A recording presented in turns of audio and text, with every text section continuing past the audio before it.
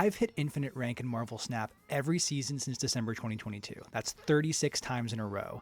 And in this video, I'm going to be walking you through the exact system I use every single month to hit infinite. Now, this system is not tied to any deck or any specific meta. It is evergreen. And if you follow these steps, I'll make sure that you can hit infinite every single season too.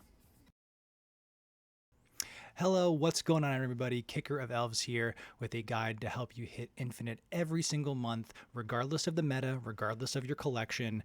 These are tips and things that I have followed every single month since December 2022 when I first hit infinite, and now I've hit infinite every single season since then.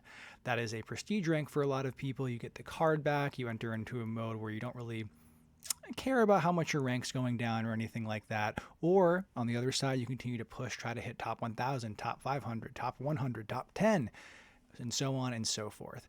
These are the tips that I've learned over 3 years of playing this game, consistently hitting infinite, that are going to help you climb regardless if your collection level 1000 or 30,000. So let's dive into it. The first thing to understand is that in this game, when it comes to climbing to infinite, context is everything. Now, what do I mean by that? You need to understand the meta and what's popular, even if you are not playing one of those decks. A lot of people, they don't want to play what the meta thing is. Oh, Destroy is going to be big this season. It's December 2025. I'm not really into Destroy. I don't want to do that. Okay, that's fine. You want to play what makes the game fun for you. But if you are trying to hit infinite, you still need to understand what other people are playing, what other decks are going to be out there, what you're going to be able to have to expect to deal with as you climb. Because if you are flying blind, you're going to make things that much more difficult for yourself. You're going to be surprised when you see certain cards down. You need to understand that if you see someone play down a Deadpool, you have to kind of figure out immediately, oh, I know what the rest of their game plan is. If they play down a Morbius, now those are very general and simple examples, but if someone plays down an Agony, it's probably going to be Victoria hand, or it's probably going to be Destroy, stuff like that. And to be able to do that, you don't just, play 1,000 games of Marvel Snap. The best way to do that is to watch Snap content. It's going to help you a lot. Not just me. There are so many fantastic channels out there that you're probably already watching, like Snap Judgments, KM Best videos, Smiz over at Snap Academy YouTube, Heart of the Cards, Alex Kocha. There are so many great resources that can help you get a handle on what are popular decks, especially in the case of creators like Snap Judgments and KM Best. Oftentimes you'll see a video from them go up, and if the deck is very popular and doesn't have a zillion Series 5 cards, you can expect to see a lot of people start playing that. So again, even if you're like, I don't want to play Silver Surfer. Silver Surfer's the hot deck right now. I'm just making things up. Knowing that creators are talking about it, knowing that people say this is a prime deck, that's going to let you know what to be aware of. You need to understand beyond just, I like to play move, what's going on around you to be able to effectively climb to infinite. Another very key piece of context, because of the release system of Marvel Snap, where we have a new Series 5 card released every week, and then especially once a month we get a new Season Pass card coming out, you have to ask yourself, what Series 5 card or if it's the first week of the season, what Season Pass card was released this week? Those are often going to see increased play rates. The deck archetype's often going to see more experimentation. For example, going into this new season, December 2025, we have Weapon X and Adamantium Infusion coming out on the premium and super premium season pass respectively. So you can expect a lot of people to have those cards and play Destroy. You might want to tech armor into your deck, for example. You have to be aware of that card's presence. Otherwise, you're going to have a bad time climbing when you're caught off guard or just not accounting for what other people are going to play. If a lot of people are playing Destroy, Weapon X, for example, let's stick with that, is a kind of deck that wants to have a lot of cards blown up. This is probably not the time to bust out your Zoo deck unless you want to run Kyera, and then in that case, it might not be a great time for you to be playing either way. The second key element to think about is to lock into your deck. Generally speaking, you need to pick a deck and focus on learning and mastering it. Don't constantly hop around between lists. I know there are a ton of cool decks out there. Creators like myself are putting out new decks every single day, and that's wonderful, especially once you hit infinite or want to try something new, but you shouldn't be switching up what deck you're playing every single day. Have a couple of lists, have 2, 3 that you move around between. You don't need to just play one, but you really do need to lock into a list so you learn it inside and out, understand matchups. The more you play a deck, statistically, the better you're going to be able to play with it. So don't switch around a bunch. Pick a deck that you actually like playing. This is more important than any other point I'm going to talk about, is you need to enjoy playing your deck. You don't want to watch a video and see, okay, this is the weekly tier list video. Here's the number one deck. I guess I need to play that or I'm at a disadvantage. No. If you are not enjoying the deck you're playing, if you don't enjoy the play lines or the style, like I loved playing Move. That was the deck I used to climb to Infinite this past November season. I was really into it. I know people who just don't like that. They don't like having or feeling like there's a dead drop. They don't have Human Torch on turn 3. Totally understandable. I was in a similar position, I think, in the September, I forget which season it was, September season when Supergiant was big, and I FOMO'd into spending 6,000 tokens on Starbrand because I skipped him, and I'm like, oh, this is the best deck right now. I got to do it. I knew I didn't like playing those decks. I fell victim to watching a tier list that said this is the best deck in the game right now, and I wasted my resources doing that. That's what you don't want to do. Pick a deck that you like. It's great if it is on a meta list, but if you don't like how Victoria Hand, how Destroy, how Move lists play, don't force yourself to play a deck just because people say it's good. You need to be enjoying yourself, or you're not even going to want to queue into the game in the first place. And in that case, you're not hitting Infinite. So you've picked a deck, you're playing it. You also need to understand, how does your deck answer or does not answer the popular decks of the meta? So for example, if you're playing Human Torch Move and you don't know that, Victoria Hand has a Shadow King that it's going to play on you, you're going to lose 8 cubes and feel terrible. You have to know, okay, how do I answer this card that destroys my deck? Oh, I run a Cosmo.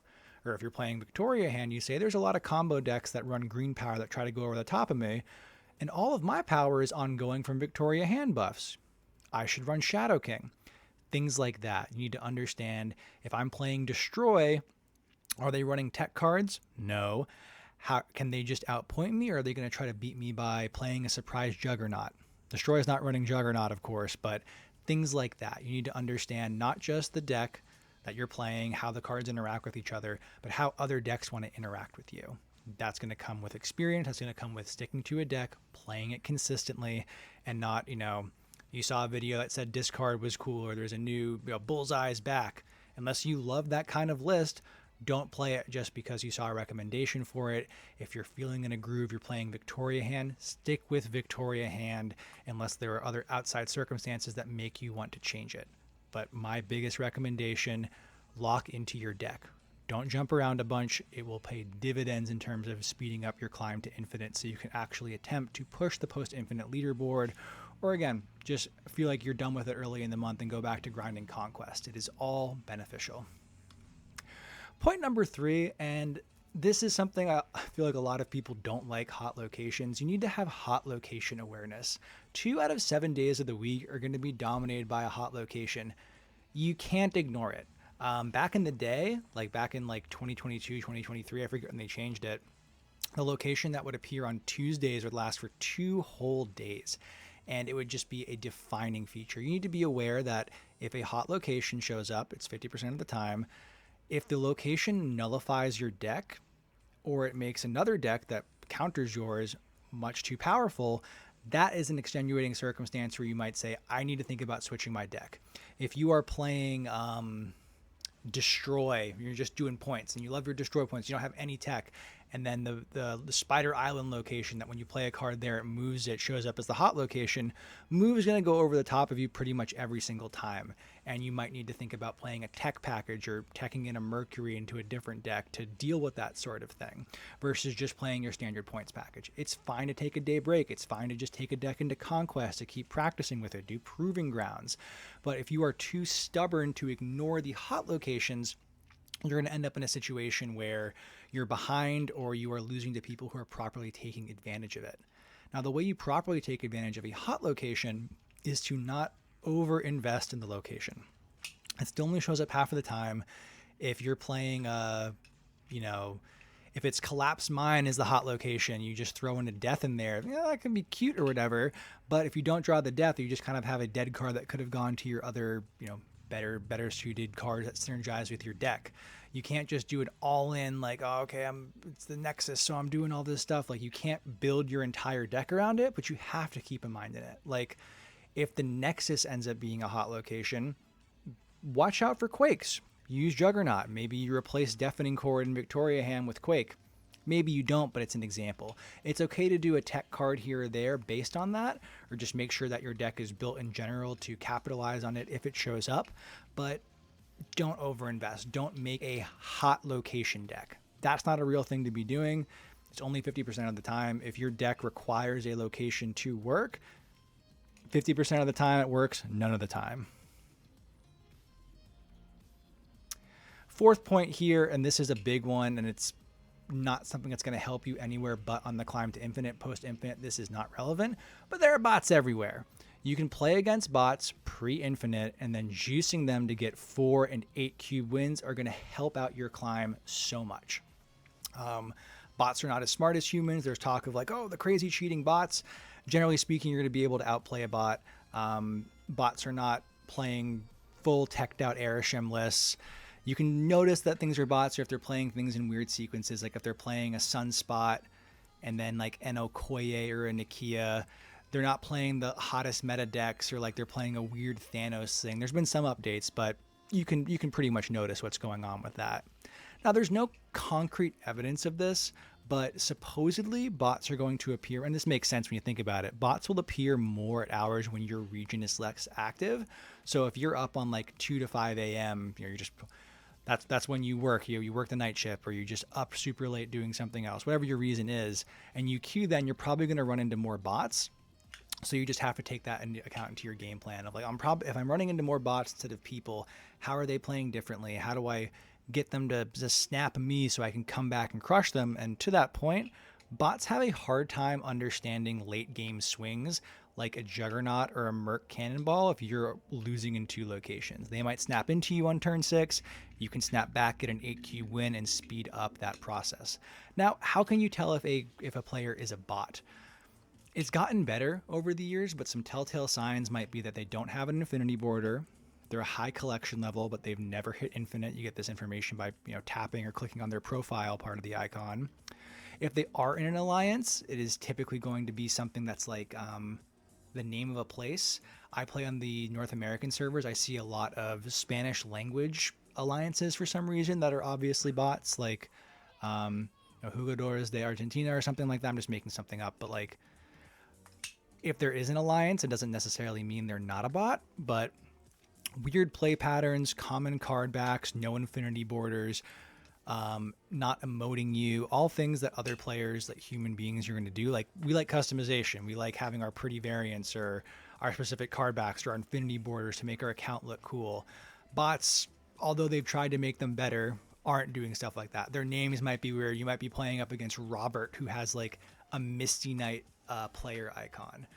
One thing to consider is that some players will try to make themselves look like bots to mess with your climb. Be aware of that. If somebody has an infinity border, they've hit infinite, even if their name is Patrick, still could be a human being trying to mess with you. So be aware of that. Now, this is the final point that I consider every month, and this is probably the least fun part of the game, but retreating is sweet. You have to lean into this mechanic. Retreat goes hand in hand with the snap mechanic, and minimizing cube losses is just as important, if not more important, than maximizing your cube gains. Now let's talk about that. Again, nobody likes retreating, but in my opinion, this is the most important mechanic to speed up your infinite climb. When you are playing, trying to push for infinite, especially as you get into the 90s and people are getting very sweaty and very conservative about what they're doing and are really trying to maximize their cube gains, if an opponent snaps you and you don't have it, and what I mean by that is you look in your hand, you're missing your turn 3 play, you don't have one of your endgame cards, you don't know what you're building towards, dip out of there for 1 cube every time. Do not be like, you know what? I'm playing my move list and I've got Madam Web down, but all my cards are Cloak, Ghost Spider, and I don't have any of my, I don't have any, Hellion, I don't have any of my scalers, but I'll stay in on that.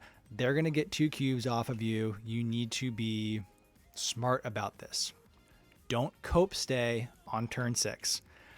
Give a realistic calculation of what you need to do to win and leave if you have to, so you can avoid those 4 and 8 cube losses.